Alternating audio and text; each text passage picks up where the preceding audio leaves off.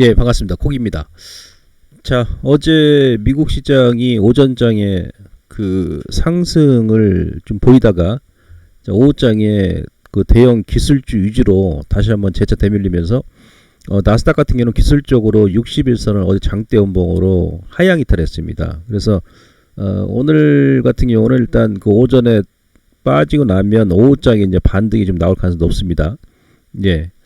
어제도 제가 이제 여러분들께 말씀드렸습니다만은 어제 미국 같은 경우 나스닥이 이제 큰 폭의 하락이 나왔던 이유는 장중에 제가 이제 시향을 올렸습니다만은 뭐 샌프란시스코 연은 총재라든지 그다음에 일부 연준 이사들이 최근 국채 수익 금리의 변화를 주시하고 있지만 연준은 특별한 행동을 보이지 않을 것이다 이렇게 얘기했고요. 아울러서 그 ECB 유럽 중앙은행 위원들도 최근에 이제 미국의 국채 수익률 상승을 막기 위해서 개입할 의사가 없다라는 그런 얘기를 했어요. 그러다 보니까 역시나 어제도 제가 이제 설명했습니다만은 말씀드렸습니다만은 국채 수익 금리가 이제 올라가게 되면 성장주가 이제 먼저 그 피해주라고 그랬지 않습니까? 예, 그래서 어제도 여러분들께서 그런 부분을 미국 시장을 통해서 성장주 위주로 이제 되밀렸다는 것을 알 수 있으실 겁니다. 자, 오늘 우리 시장 같은 경우는 이제 수급적으로 개인들이 뭐 2조 1천억 가까이 또 강한 매수세를 보였습니다만은 뭐 작년처럼 그 작년하고 완전히 그 상이하게 지금 틀리게 시장 흐름이 좀 이어지고 있습니다. 예를 들어 작년 같은 경우는 개인들이 뭐 하루에 2, 3조 정도 매수하게 되면 뭐 지수가 이제 폭등이 나오는데 올해 들어서는 그렇지가 않죠. 개인들이 오히려 뭐 2, 3조 매수해버리면 오히려 더 밀려버리는 그런 모습을 지금 보여주고 있기 때문에 자, 이건 이제 무슨 의미냐면 예, 어느 정도 이제 개인들이 시장을 지지를 하기에는 좀 한계치에 왔다. 그렇게 여러분들께서 이해를 하시면 될 것 같고요. 그러니까 작년처럼 호락호락한 그런 장이 될 수가 없다는 얘기입니다.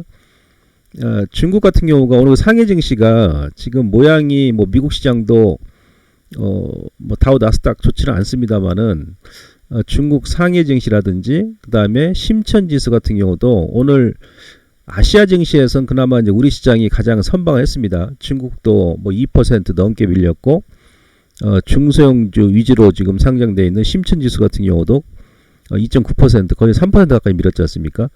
근데 지금 기술적으로 중국의 심천 지수 같은 경우도 물론 이 자리가 이제 장기 행보를 했기 때문에 120에선 지지 구간이면서 요 라인은 이제 지지가 좀 강합니다. 근데 만약에 이 라인까지 만약에 깨고 내려섰다 그러면 반등이 나오더라도 주가가 좀 찌글찌글하게 움직일 가능성이 높죠.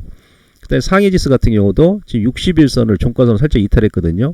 물론 이제 아래쪽으로 3050포인트, 뭐 3400 정도의 3450하고 3400 구간에 중장기 이평선이 뭐 91선하고 121선이 위치해 있고 요 구간에서 이제 박스권 장기 행보를 했기 때문에 뭐 내일까지 한 번 더 흔든다 그러면은 또 이제 반등이 나올 수 있는 그런 구간인데 위쪽으로는 바로 또 치고 갈 수 있는 그런 패턴은 나오지 않을 것 같습니다. 그러니까 반등이 나와도 뭐 중국 시장 같은 경우도 상당히 좀 제한적으로 움직일 수 있다 이렇게 볼 수 있겠고요. 지금 3월 첫째 주인데 지금 월봉 보시면은 심천 종합지수 같은 경우는 월봉으로 오늘 주간 하락이 나오면서 음선전환 됐습니다. 지난달하고 지지난달 일요일 같은 경우도 이 최고점이 오른쪽 고점에서 매물선을 좀 많이 하는 그런 모습인데 아직까지는 좀 역부족으로 좀 보이죠. 힘이 좀 약해 보입니다. 그리고 3월 첫째 주에 벌써 이제 시가선이 월봉으로 음봉이 나와버리면 그런 패턴 같은 경우는 여러분들께서 좀 더 좀 관망하는 전략으로 시장을 대응하는 것이 합리적이다 이렇게 말씀드릴 수 있겠고요. 자, 나스닥 같은 경우도 지금 월봉 보시면은 음선이죠. 물론 지금 5개월 선이 지금 뭐 거의 90도 각도로 지금 올라서고 있기 때문에 이 5개월 선을 일적 지지점으로 좀 반등을 모색할 수 있습니다만은 일단 나스닥도 뭐 심천지수처럼 어제 대밀리면서 월봉에 입꼬리 달린 지금 음선 전환됐기 때문에 뭐 이런 패턴도 뭐 좋지는 않습니다. 예, 그만큼 이제 매물 압박을 많이 받고 있다. 그런 의미로 받아들이시면 될 것 같고, 자, 우리 시장 잠깐 좀 보도록 하겠습니다. 제가 그 장중에 그 스팟 시향 전략에서 일단 뭐 기술적으로는 거래소 같은 경우는 35일선이죠. 35일선과 61선. 요 박스권 범위 내에서 지난주부터 지금까지 오늘까지 지금 움직이고 있습니다. 그 다음에 코스닥 같은 경우는 61선하고 121선. 그러니까 지금 거래소 같은 경우는 61선 지지 구간이고 코스닥은 121선 지지 구간이죠. 예. 그래서 뭐 다음 주가 또 우리 시장 만기 주간이고 해서 반등이 나온다 하더라도 우리 시장도 좀 제한적으로 움직일 것으로 보여지고 있고요. 지금 이제 기술적으로는 코스닥 같은 경우는 지금 차트 보시면은 우에 이제 21선, 그죠? 21선이 지금 61선을 대등시켜 버렸습니다. 대등시켰기 때문에 작년 그 여름에도 제가 그 여러분들께 7월 달부터 이제 여기서 고점을 말씀드리고 나서 좀 리스크 관리를 하시라고 제가 했었습니다. 예, 그 당시에도 한 4개월 가까이 이제 박스권 행보 급등락이 상당히 심했었는데 이때 패턴을 보시면 이때도 이제 121선까지 이렇게 누르고 나서 자, 이 21선을 일단 돌파를 해줘야 된다. 21선하고 61선을 같이 이렇게 장악을 해주는 모습이 나와줘야 거기서 이제 다시 한번 추세 반전의 시그널이다. 이렇게 볼 수 있는 거예요. 그러니까 지금 코스닥 같은 경우도 이제 950선이죠. 예.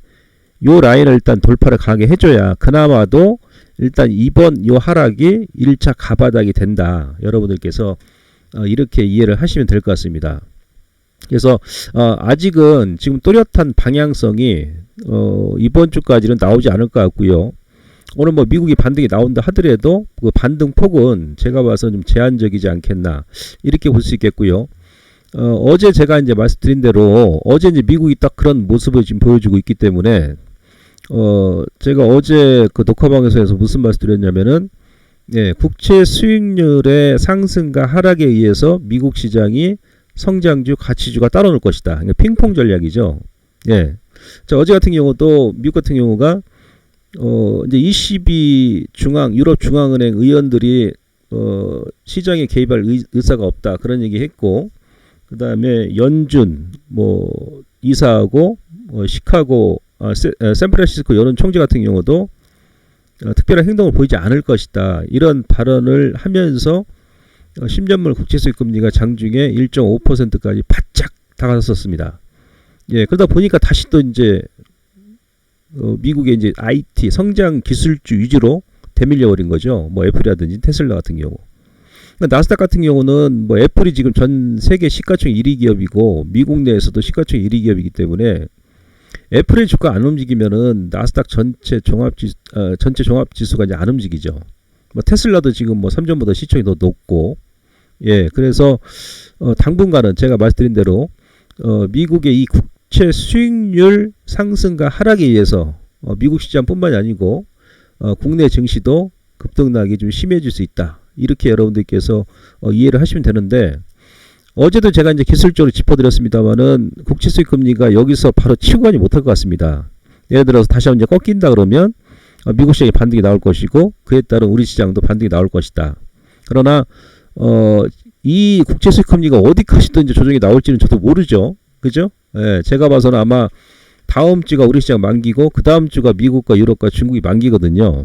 예, 그다음에 그 주 전후 해가지고 3월 중순 이후에 그러니까 지금 중국의 전인대가 오늘부터 이제 개막을 했고, 그 다음에 미국의 경기 부양책이 3월 중순 이후에 미국 상원에서 이제 통과한다 그러면 그때 뭔가 이제 커다란 변화가 좀 나올 것 같습니다. 그래서 그 전까지는 국채 수익 금리가 지속적으로 현재 구간에서 좀 박스권 급등락을 좀 보일 수 있기 때문에 그에 따른 글로벌 증시도 가치주와 성장주, 그러니까 국채 수익 금리가 좀 낮아지면 성장주가 반등이 나올 것이고, 그다음에 국채 수익 금리가 다시 한번 또 반등이 나온다, 상승이 나온다 그러면 또 성장주가 하락이 나오면서 전체 시세를 끌어내릴 것이다.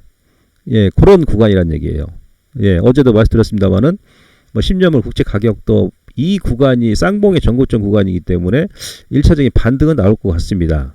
예, 근데 이제 반등이 나온다 하더라도 이제 반등이 나온다 그러면은 국채 수익 금리는 이제 꺾일 것이고, 그러면 주식시장 또 이제 반등이 나오겠죠. 그러니까 그 반등폭은 좀 제한적으로 움직일 것으로 판단돼서 다시 한번 제가 이제 말씀드립니다만은 위쪽으로 올라간다 하더라도 또 걸려요. 얻어왔습니다. 그래서 최대한 이런 구간에서 여러분들께서 비중 및 그 타이밍 조절을 하셔야 됩니다. 제가 왜 이런 또 말씀을 드리냐면, 자, 기본적으로 앞서도 제가 이제 말씀드렸습니다만은 작년 같은 경우 예를 들어서 자, 개인들이 지금 현재 거래소에서 자, 2월 달도 보시면은 뭐 2월 17일 날 1조 8천억, 그 다음 날 뭐 1조 4천억 매수하고요. 그 다음에 2월 26일 같은 경우는 3조 7천억을 매수했습니다. 그러니까 1월 11일 날 이후에 최대금을 또 매수했거든요. 2월 4일 같은 경우도 2조 4천억을 매수했어요. 오늘 같은 경우도 2조 1천억을 매수했지 않습니까? 근데 개인들이 많이 매수한 요 날짜를 보시면 주가가 오히려 많이 빠졌습니다. 작년 같은 경우는 개인들이 이 정도 매수해버린다 그러면 주가가 네, 새털처럼 날아갔죠. 근데 올해는 그런 현상이 안 나온다는 얘기죠. 예, 왜 그렇습니까? 예, 그 매수한 만큼 기관하고 외인들이 예, 그 금액 이상을 때려버리니까. 그래서 이제 개인들이 지금 죽어라고 매수한다 하더라도 작년처럼 지수가 가볍게 올라가는 그런 현상은 극히 제한적으로 움직일 것이다. 반등이 나왔을 때 조금 올라가는 그런 구간이죠.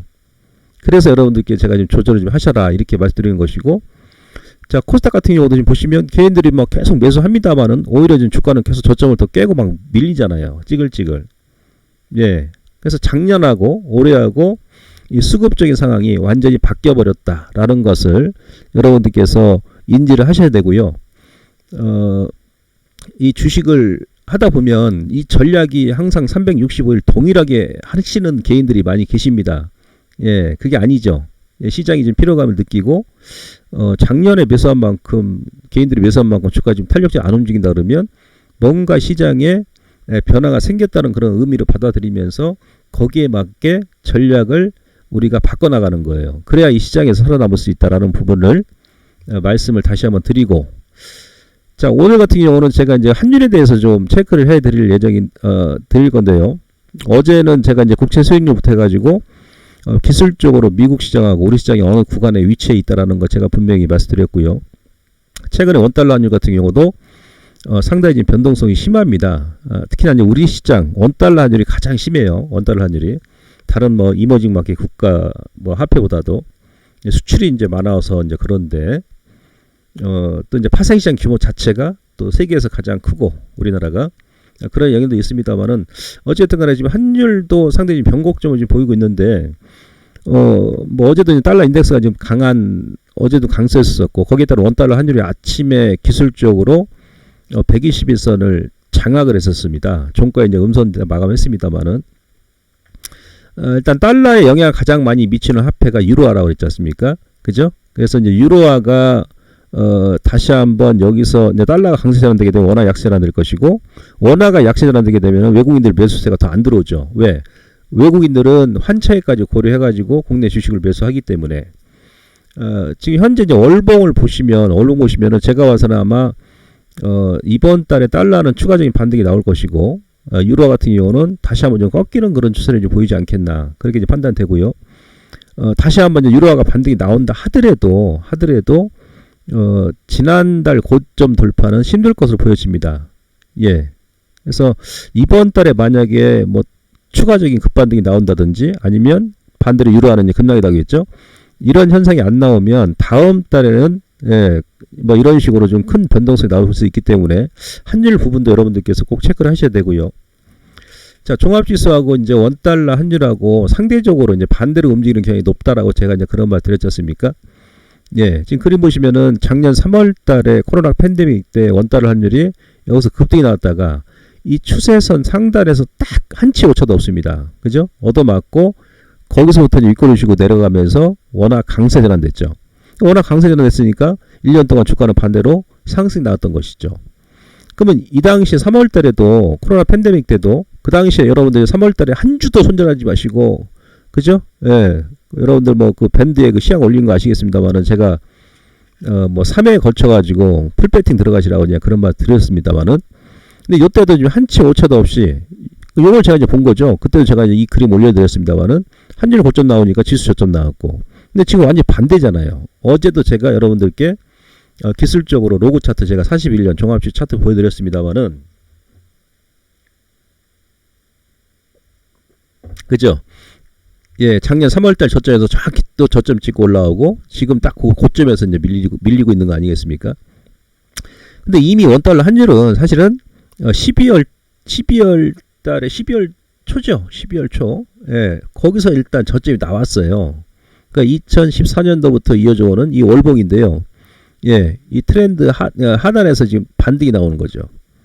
지금 환율 봐서는 제가 봐서는 이제 원달러 환율이 현재 수준에서 이제 크게 이번 달은 크게 벗어나지 않을 것 같습니다. 그러면 우리가 환율의 방향성을 예상한다 그러면 종합지수라든지 뭐 코스닥 지수도 현재 구간을 지지와 저항 구간으로 삼으면서, 그러니까 기술적으로는 거래소 같은 경우는 35일선 저항, 하단에 60일선 지지, 코스닥은 60일선 저항, 120일선 지지. 아까 제가 차트 보여드렸지 않습니까?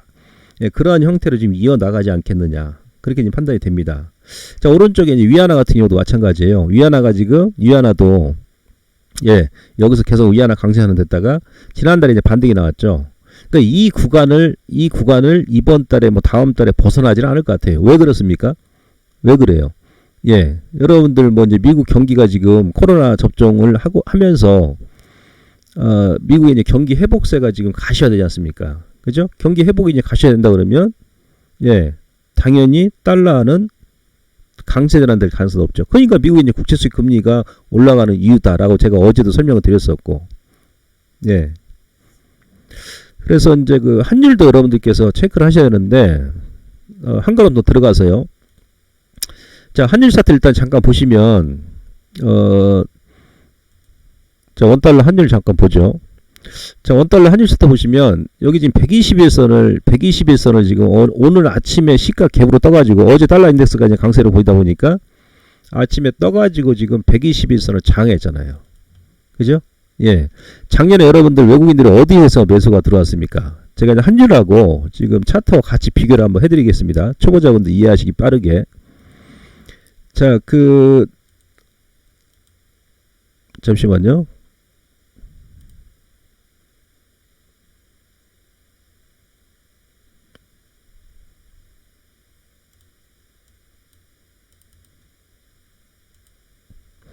자, 원달러 환율이 여기 원달러 환율 왼쪽이 원달러 환율이고 예, 오른쪽이 예, 요즘 코스닥 지수 종합지수를 한번 보죠. 종합지수인데 여기서 원달러 환율이 11월 달이죠. 11월 달. 예, 11월 달에서 여기서 이제 반등을 줄 것처럼 장대 양봉이 나왔었어요. 미국 대선 할 때죠. 예, 대선 결과 나왔을 때. 그러면서 이제 여기서 저점을 주고 반등을 할 것처럼 해놓고 나서 이 저점을 깨면서 원달러 환율이 급락이 나왔지 않습니까? 속이 워낙 강세 전환됐다는 얘기죠. 워낙 강세. 예. 그러면서 여기서 이제 외인들이 워낙 강세 전환되니까 환차익을 노리면서 외국인들이 매수를 들어오면서 11월 달에 종합지수가 121선을 깰 듯 마타하다가 여기서 올려버린 거예요. 이렇게. 그러면서 이 고점 돌파를 시켜버린 겁니다. 이런 식으로.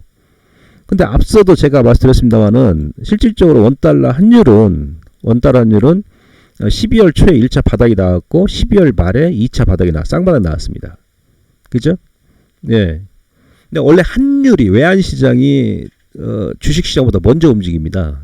예, 얘가 이제 바닥이 나오다 보니까 1월 달에 이제 좀 슈팅이 나왔는데 그러면서 외인들 코스피 200 종목 위주로 뭐 삼성전자 급등시키고 거기서 이제 슈팅을 올려버린 거죠. 근데 결국 조금 시간이 지나니까 환율이 이미 이제 전저점 안 깨고 이런 식으로 서서히 반등이 나오다 보니까 지수는 예, 고점이 낮아지면서 이게 조정이 나오는 거예요. 근데 자, 원달러 환율이 지금 121선, 우리가 소위 말하면 경기선이라고 그러지 않습니까? 경기선. 121선까지 일단 한번 이렇게 돌파를 한다 그러면 적어도 환율이 단기적으로는 이 저점 안 깹니다. 예? 저점 안 깨요. 이번에도 지난 2월 중순이죠. 요때도 여기서 조정이 나올 때 정확하게 이 트렌드 하단에서 이게 터닝이 나온 거예요. 이렇게 지금 예, 추세를 이어가죠. 물론 이제 그 원달러 환율이 요날 이제 갭이 나왔기 때문에 또 요 갭까지 그러니까 1110원까지 다시 밀릴 수는 있어요. 이게 밀리면 종합지수도 이제 반등이 나올 수 있겠죠. 그러나 그 이하로 또 강하게 밀리기는 힘들 것이다. 예, 그런 부분을 우리가 이제 고려한다라면 종합지수도 당분간은 이 박스권 상단을 돌파하기는 좀 힘들지 않겠느냐 이렇게 볼 수 있겠고요. 자, 지금 원달러 환율이 지금 121선까지 오늘 장악을 했는데 근데 종합지수는 아직 60일선은 안 깼지 않습니까? 120일선 여기 있잖아요. 그죠? 근데 제가 봐서는 환율이 여기서 재차 강하게 급락이 나오지 않는 이상은 조금 더 시간이 걸린다 하더라도 종합지수가 결국은 종합지수도 121선을 타치하는 그런 시기가 분명 옵니다. 뭐 이번 달 내일 모레 당장 한다는 게 아니고요. 왜? 한일이 먼저 움직이니까. 그죠? 근데 한일이 먼저 지금 121선 돌파를 했지 않습니까? 근데 이 코스닥은 동일하게 움직이죠. 그죠? 예, 우리 주린이분들 잘 들으세요. 예. 자, 코스닥 같은 경우는 지금 보시면 예, 원달러 환율이 어떻습니까? 그죠? 예, 지금 121선. 120. 자, 오른쪽에 코스닥이죠. 이게 코스닥 121선까지 왔잖아요. 원달러 환율이 120선까지 오니까. 예? 예. 또 예를 들어서 만약에 원달러 환율이 여기서 그러니까 저는 좀 중기적으로 뭐 다음 달까지 본다 그러면 기술적으로는 1150원까지 반등이 나올 것 같아요. 1150원에서 아니면 뭐 1170원까지 나올 수도 있겠죠. 예. 왜? 미국 경기가 지금 회복 국면에 어제 그 바이든 행정부가 그랬지 않습니까? 5월달 되게 되면 미국의 전 국민이 백신 접종을 할 것이다. 그 완전히 경기가 회복된다는 얘기거든요. 지금 크루즈선으로 사람들이 몰리고 영화관에 지금 사람이 몰린다고 하지 않습니까? 어제도 제가 이제 말씀드렸습니다만은 1월 초에 미국의 코로나 확진자 수가 32만 명을 찍고 나서 최근에 이제 5만 명이 미만으로 감소하기 때문에 미국의 경기가 이제 회복세가 완연하다 그러면 당연히 이제 달러 강세가 좀 더 유지가 될 가능성이 높다. 그러면 우리나라 원달러 환율도 적어도 한 1150원까지의 추가적인 반등이 나올 수 있다. 뭐 한 번에 나온다는 게 아니고 예, 뭐 다음 달 이후까지 시간을 가지고 그런 식으로 반등이 나올 수 있겠죠. 예, 그것을 우리가 예측해 본다라면은 코스닥이 잘하면 예? 또 반등과 반락을 거듭하면서 121선도 이탈할 가능성이 높다는 얘기입니다. 아시겠습니까? 그러니까 이후부터는 그 여러분들께서 어제도 제가 이제 기술적으로 단기적으로 체크를 해드렸습니다만은 네, 직전 이 작년 8월달 9월달 고점에서 여기가 피보나치 몇 프로? 몇 프로? 38.2%. 요거죠. 요거.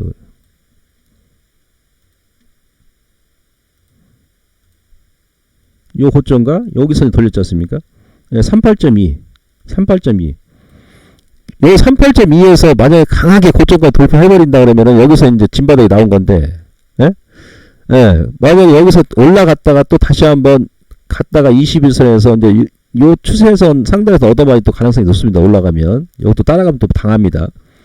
밀면서 여기 쌍바닥에서 이게 터닝이 안 나오고 이 38.2를 다시 한번 이렇게 훼손해버리면 그 다음에 50% 구간이 121선을 깨는 구간이죠. 여기까지 밀어버리면은 이 코스닥이 여름까지 제가 어제 잠깐 그런 말 드렸는데 박스권이 계속 지속됩니다. 예. 그러면은 개인들이 당해낼 수가 없어요. 당해낼 수가 없습니다. 왜 그러냐면 다시 한번 예. 자, 오늘 제가 수급을 잠깐 제가 설명을 드릴 텐데요. 수급을 설명드릴 텐데 오늘 같은 경우 개인들이 2조 1000억을 매수했습니다. 기관하고 외국인들 특히 이제 금융투자 쪽에서 뭐 9천억 넘게 지금 순매도를 했습니다. 기관이 1조 2천억을 매도했는데 그중에 금융투자하고 연기금이죠. 연기금 같은 경우는 벌써 45거래일째 순매도예요. 45일째. 이따 제가 연기금 그 수급을 체크를 해드리는데 근데 연기금이 아직도 때릴 게 많이 남았습니다. 많이 남았어요. 그죠? 예. 자, 지금 보시면 1월달, 2월달 제가 지난주에 방송에서도 말씀드렸습니다만은 지난주까지예요. 이거 지난주까지. 오늘까지 뭐 하게 되면 지금 뭐 이번 주까지 하게 되면 벌써 이제 3월달까지 하면은 개인들이 지금 30한 2, 3조까지 매수했겠네요. 2월까지인데 1월달, 2월달까지 개인들이 30조를 매수했습니다. 30조. 예, 외국인들이 7조 2천억 매도하고 특히 기관 쪽에서는 연기금이 가장 많이 매도했죠. 12조 3천억. 3월달도 지금 공격적으로 들어옵니다. 개인들이. 예. 연기금은 올 여름까지는 최소 계속 매물이 나온다고 제가 지난번에도 방송에 말씀드렸었고요. 그 다음에 개인들이 1월달에 20조 매수하고 2월달에 8조 4천억 매수하고 지금 3월달도 3조 원, 4조 원 가까이 지금 매수를 한다는 얘기는 이거는 단기적으로 단기 수익을 노리고 들어온 그러니까 소위 얘기하면 진짜 그 초딩들 있죠. 초딩들. 예? 말 그대로 진짜 주린이들. 작년 연말에 막 주가 막 올라가고 1월 초에 코스피 지수가 3200 돌파해버리니까 삼성전자 뭐 10만 전자 20만 전자 얘기하다 보니까 나중에 이제 막 들어온 자금들이에요. 이게 만약에요. 이 자금이 중장기적으로 전략적으로 자금 계획을 세우고 만약에 들어온 돈이 있다 그러면 종합지수 3200에서 이렇게 들어오겠습니까? 절대 그렇지 않다는 얘기예요. 그러니까 누가 뭐 언론에 얘기 나오고, 예? 뭐 주식에서 돈 벌었다 주변에 막 얘기하니까 이제서 들어온 겁니다. 3,200 돌파할 때. 그럼 어떤 자금 계획도 없이 고점에서 단기간에 이렇게 큰 자금이 들어왔을 때는 이런 분들은 경험이 없다는 얘기거든요. 그렇잖아요? 예. 지수가 크게 안 빠져도 예를 들어서 올 여름까지 계속 행보시키고 지루하게 만든다 그러면 이런 자금들은 못 버팁니다. 예, 못 버텨요. 서서 이제 주식시장 떠나간다는 얘기죠. 그때가 사실은 또 이제 또 매수 기회인데 그럴 가능성이 높다는 얘기예요. 어찌됐든 간에 지금 연기금이 12조 원을 매도를 했는데 연기금은 올 여름 늦으면 가을까지 계속 매도를 할 겁니다. 그 내용도 제가 지난번에 이터마트 이제 방송에서 말씀드렸습니다만은 연기금 수급까지만 제가 체크해드리고 방송 마무리하도록 하겠습니다.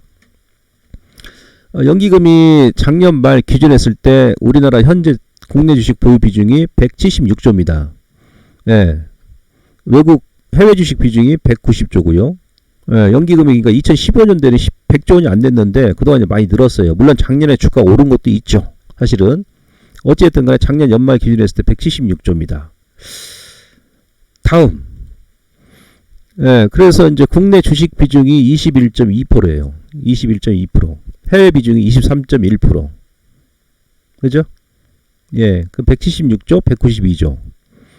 작년 말 기준인데 올해는 연기금의 주식 투자 비중이 작년에 21%였지 않습니까? 그죠?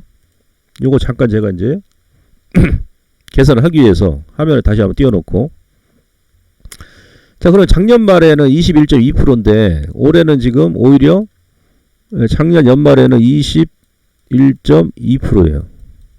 그죠? 이게 176조. 올해는 16.8%예요. 그죠? 그러면 그 연기금이 작년 연말에 176조 원 금액에서 여기죠.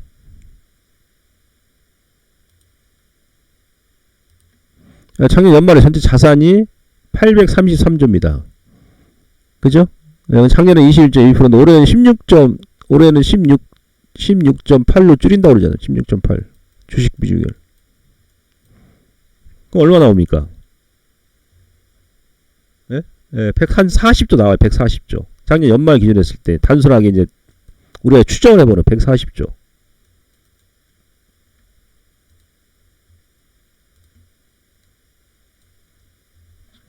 한 40도 나오죠? 130, 뭐 9.9, 8조 나오는데, 네, 140조 정도 잡고, 계산하기 편하게. 올해. 국내 주식. 근데 작년 연말에 연기금이 지금 176조를 가지고 있잖아요. 그럼 연기 입장에서는 지금, 예, 올해 작년 연말 기준했을 때, 현재 지수도 작년 연말하고 크게 벗어나지 않았으니까, 예, 36조 원을 매도를 해야 되겠죠. 순매도. 36조를 순매도 해야 됩니다. 36조. 근데 연기금이 지금 2월 말까지 매도한 금액이 아까 얼마였습니까? 2월 말까지 12조잖아요. 12조. 12조니까 36조 원에서 12조 빼면은, 예? 아직도 한 4, 5조 원 남았죠. 25조. 물론 그 중간에 이제 종합수서 확 밀어버린다 그러면 연기금의 전체 비중도 낮아지니까, 네? 뭐 금액은 더 줄 수는 있겠습니다만은 현재 지수 기준에서 연기금이 앞으로 매도할 금액이 아직도 25조가 나왔다. 25조. 그럼 1월 달에 이제 지수가 가장 고점에서 연기금이 지금 매매를 잘합니다. 제가 봐서는. 네. 왜 그러냐면 작년에 연기금에서 매도한 게 1년 동안 얼마였냐면은 작년에는 얼마 안 됐어요. 작년 같은 경우는 연기금이 1년 동안 매도한 게 여기 보시면 아시겠습니다만은 얼마입니까? 2조 8천억밖에 안 되거든요. 예? 2조 8천억밖에 안 때렸어요. 2조 8천억. 근데 이제 올해는 연기금이 1월 달에 8조를 때리고 2월 달에 4조 3천억 때렸죠. 근데 1월 달에 지수가 일단은 고점이 나왔잖아요. 3,260까지. 그러니까 기가 막히게 고점에 때린 거죠. 연기금에서. 예? 작년 연말까지 거의 매도 안 했다가. 매매 잘해야죠. 연기금이. 근데 이제 우리 개인들은 이제 연기금이 계속 45일 동안 매도한다니까 막 그 청원 올리고 막 그러지 않습니까? 연기금 우리 돈인데 이렇게 매매를 잘해야지. 저는 개인적으로 연기금한테 박수를 보내고, 예? 격려를 해줘야 된다고 보는데, 어찌됐든 간에 이런 계산하게 되면 25조 원은 아직도 때려야 된단 말이에요. 그럼 25조 원을, 예? 뭐 한 번에 때립니까? 받쳐줄 세력이 없잖아요. 외국인도 때리는 입장에서 지금 팔고 있는데, 그러니까 3월 달에도 예를 들어서 뭐 3조 원, 예? 4월 달에도 3조, 뭐 3조, 4조 이렇게 때려버리면, 지수가 많이 더 올라가 버린다 그러면은, 거기서 또 한 10조 가까이 매도하겠죠, 연기금이. 예. 그러니까 이런 식으로 3조에서 5조 정도 때린다 그러면, 최소 5개월 이상 간다는 얘기거든요. 그럼 여름까지 간다는 얘기, 적어도, 연기금 물량이. 올라가면은 더 많이 때리겠죠, 올라가면. 예? 주가 올라가면은, 예, 1월달처럼 뭐 8조 원, 7조 원 때릴 수도 있습니다. 그래서 개인들이 이렇게 많이 매수해봐야, 주가 안 가는 거예요, 작년처럼. 이 수급을 여러분들께서 이해를 하시고 시장에 지금 접근해야 된다, 올해는. 그럼 연기금이 이제 어느 정도 기간이 간다, 우리 판단하에. 7월달 여름까지 가겠구나, 김홍만이 말대로. 그죠? 예. 그럼 그때까지는 우리가 이제 지수가 좀 박스권을 염두에 두는 것이고, 그래서 좀 우리가 조절을 해 나가는 것이죠. 서둘러서 막 매매할 게 아니고, 푹푹 들어갈 게 아니고. 이런 전략이 나와줘야 되는 거 아닙니까? 우리가 무슨 뭐 세력이에요? 우리 개인이지 않습니까? 예. 그래서 제가 조절하자는 얘기예요. 조절을 하시란 얘기죠. 예. 외인들도 마찬가지고, 외국인들도 지금 보시면은, 제가 이제 그랬습니다. 외국인들 지금 얘들은 가만히 있어 돈 벌어요, 그냥. 예. 개인들이 지금 외국인들하고 정부만 논한 거죠, 사실은. 세금 늘어나고 정부 입장에서 세수 늘어나죠. 외국인들은 작년 3월 달에 우리나라 코스피 전체 시가총액 비중에 3월 달에 1,400 급락 나왔을 때 여기가 외인들이 380조였어요. 예? 시총 비중이 380조인데 종합지수 1,400 그때 60까지 밀렸 3월 23일이죠. 제 기억에. 외인들 비중이 380조인데 2월 말 기준이 얼마예요? 760조입니다. 지금. 예? 100%가 지금 100%가 증가해요. 100%가. 근데 외인들이 작년에 여기서 1년 동안 외국인들도 25조를 매도를 했지 않습니까? 25조를 매도했음에도 불구하고 개인들이 그냥 막 올리면 주가에서 오르면 시가총액이 작년 3월 대비해가지고 지금 100%가 지금 760조라니까? 760조. 근데 외국인들도요, 2007년도 그랬습니다만 우리나라 주식 비중을 40% 이상 안 넘깁니다.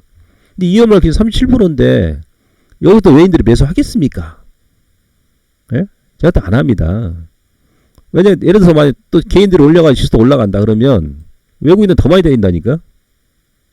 연기금도 마찬가지, 연기금도. 가만히 있으냐, 막, 지수 올라간다 그러면 몇십 조씩 막 시총이 막 불어나는 거예요. 그러니까 계속 매도를 할 수밖에 없는 거예요. 예? 코스닥도 마찬가지고, 코스닥도. 작년에 3월 달에 외국인들 코스닥 비중이 얼마였습니까? 그죠?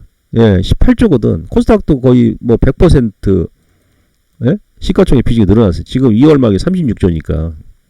그러니까 계속 주가로 장착 매도하는 거예요. 이런 수급 구조를 이해하고 우리가 이제 개인들이 매수를 해야 되는데, 개인들은 뭐 이거 생각 안 하고 계속 매수하죠. 언젠가 지친다는 얘기야, 이게. 주가가 안 빠져도, 예? 계속 행보만 몇 개월 동안 이렇게 해버리면, 개인들이 결국은 지친다니까요. 얘네들이 노리는 게 바로 이거거든. 이겁니다.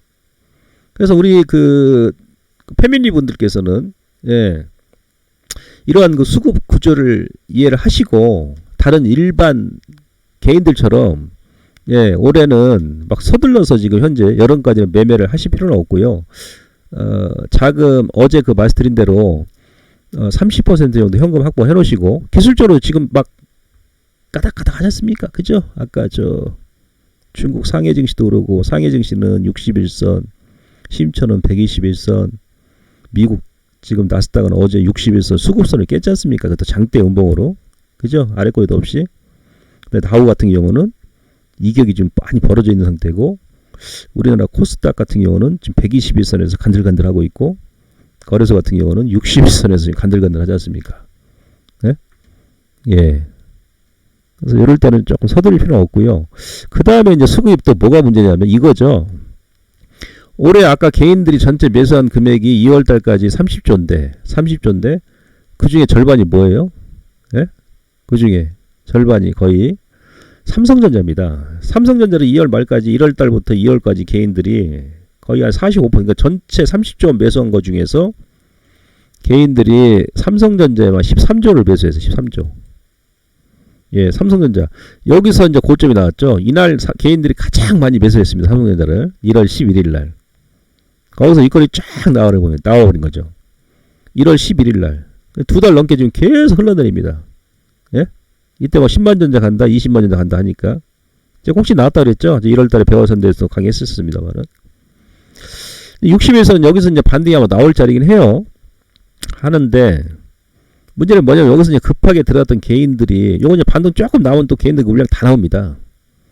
예? 2달 동안 계속 찌글찌글 누르다가 이제 뭐 번전에서 거의 빠져나온다든지. 왜? 급하게 들어온 자금이기 때문에 그래요. 그거는. 우리는 아직 안 들어가잖아, 삼성전자.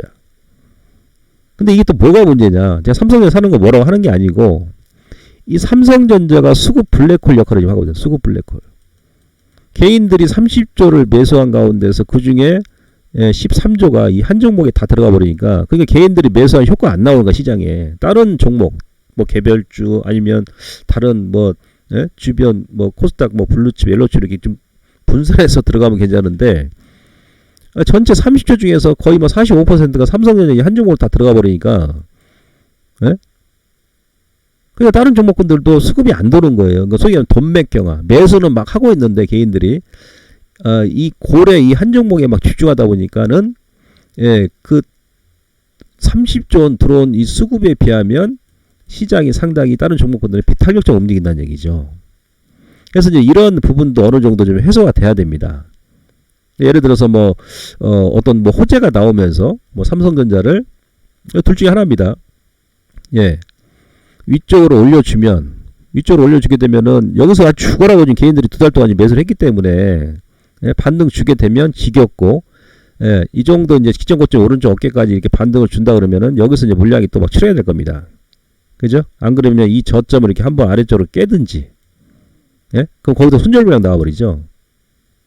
그러면서 뭔가 이제 수급이 좀 해소되면서 이 자금이 다른 쪽으로 이제 돌 가능성이 높다는 얘기죠.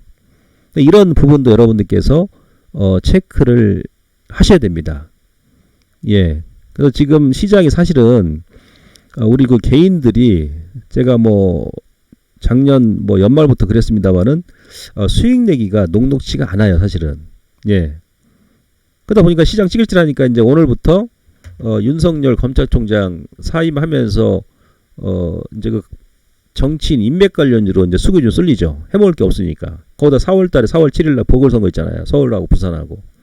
예. 그래서 그 인맥이라든지 아니면 선거를 앞두고 그 선거 정책 관련주가 그 개별주들 단기적으로 움직일 가능성이 높습니다.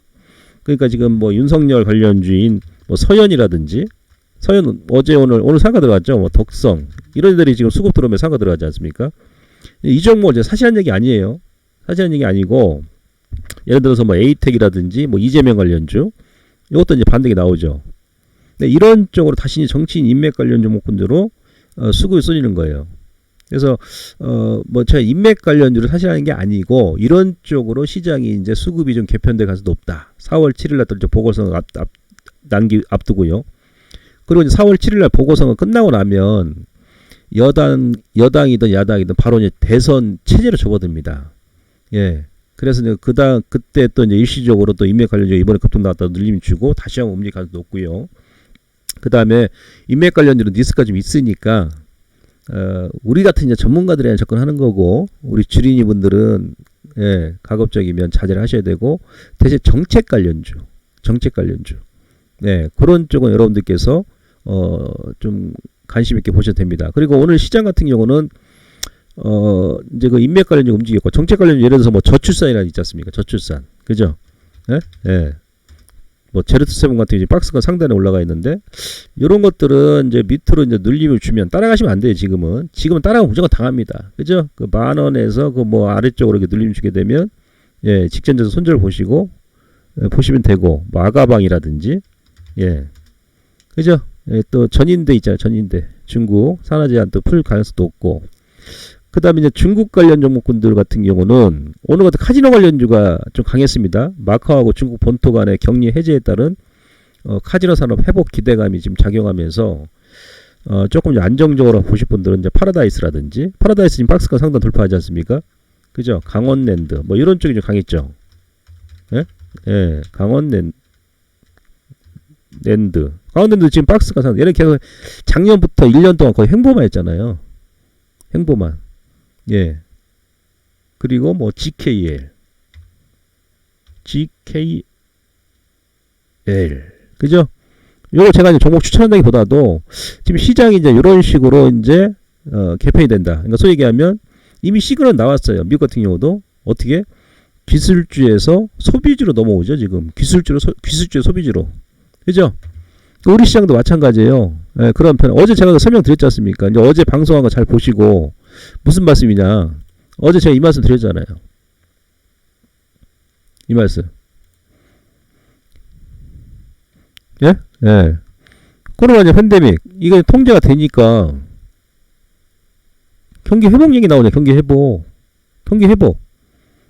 때문에 어떤 게 움직여? 소비주라든지 내수주 같은 경우. 요즘에 그 여행주 같은 거 미리 이제 반영돼 안 빠지잖아요. 항공주라든지. 미국도 지금 보잉 같은 경우 항공주가 상당히 강하거든요. 그 다음에 이제 호텔신라. 예? 예, 뭐 그런 애들. 이런 쪽으로 여러분들께서 보시는 게 좀 유리하다. 호텔신라 같은 경우는 지금 바닥에서 그 빡빡 기잖아요. 지금. 그죠? 예. 이래서 뭐 리스크도 지금 크지가 않고, 저점, 그러니까 요 직전 저점 깨면은 좀 물량 좀 줄였다 뭐 다시 오셔도 되고. 전체적으로 다른 음식료도 마찬가지입니다. 그러니까 기술주에서 소비주로 지금 넘어가는 그런 구간이고, 이러한 부분에 대해서는 제가 어제도 그 방송을 통해서 예, 충분히 설명을 드렸기 때문에 여러분들께서 참고를 하시면 될 것 같고요. 그 다음에 이제 마지막 제가 또 드릴 말씀은 이제 그런 가운데서 이 신용이 또 늘어납니다. 이 신용이 늘어나기 때문에 이거 상당히 안 좋은 모양이에요. 예, 그래서 이 결국은 이 신용은 다 털고 가야 됩니다. 예, 결국은 다 털고 가야 됩니다. 그래서 가급적이면 신용과 스탁은 쓰지 마시고 지금 그 월봉상으로는 제가 봐선 신용도 이미 그 지난달에 고점이 나왔습니다. 추세선 상단까지 왔기 때문에 이것은 100% 털고 가야 됩니다. 무조건 털고 가야 돼요. 이대로 보낼 수는 없다는 얘기예요. 메이저 입장에서도. 예? 기관과 외국인들도 부담이 가니까 예? 이 물량은 어떻게 해서라도 털어버려야 돼요. 예를 들어서 뭐 계속 횡보를 시킨다든지 주가를 안 빼면 아니면 한번 푹 밀어버린다든지 예, 그렇게 된다는 얘기죠. 그래서 그 신용들 여러분들 조심하시고 예, 그리고 이제 그 지금 현재 이제 기술적으로 이게 안 나오지 않습니까?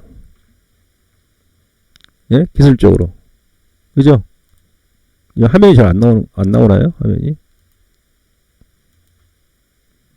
예, 다시 한번 제가 말씀드릴게요. 자, 신용 같은 경우가 지금 예, 거래소 지금 코스닥이 지금 꺾이지 않습니까? 쌍보로 약간 꺾이죠. 네? 예, 꺾입니다. 그래서 여러분들께서 신용을 가급적이면 쓰지 마시고 신용 혹시 그 쓰신 분들은 지금이라도 반등이 나올 때마다 일단 신용 다 줄이십시오. 네? 더 간다 하더라도 일단 줄이시고 만약에 쓰신다 하더라도 지금은 당일치기로 하죠. 당일. 장중에 단타 개념에서. 스탁도 마찬가지고 한 방에 갑니다. 한 방에. 예, 근데 월봉 기준 했을 때는 이 신용 앞서도 말씀드린 대로 다 털고 가야 됩니다. 이거. 여러분들 기관하고 외국인들 입장이다 그러면 이 신용 이렇게 눈이 뻔히 보이는데 예? 이거 가지고 자기네들이 다 흡수하고 가겠습니까? 그죠? 예, 그럴 수는 없다는 얘기예요. 결국은 다 털립니다. 이 신용.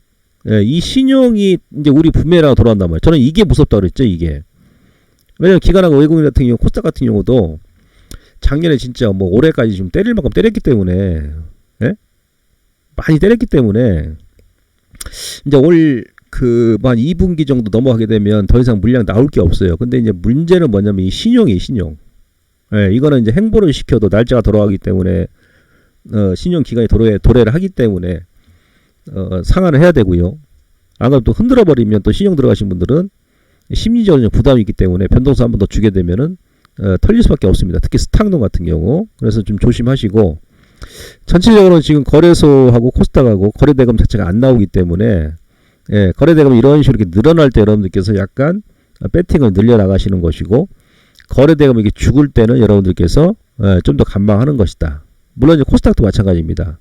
예, 쿠팡 관련주 때문에 지난주에 거래가 좀 많이 나왔습니다만은 그들 종목군도 이미 고점 터지고 나서 고점 나오고 나서 지금 거래가 죽지 않습니까? 다시 대밀리잖아요. 그래서 지금 거래 대금 뭐 거래소 코스닥 마찬가지, 그다음에 거래량도 마찬가지. 죽고 있는 구간이어서 다시 한번 제가 말씀드립니다만은 우선 현금 한 30% 이상 이제 보유를 하시면서 짧게 일단 공략하시고 우선은 뭐 수익보다도 좀 더 뭐 다음 주 만기 이후까지는 그 리스크 관리에 좀 주력을 하자.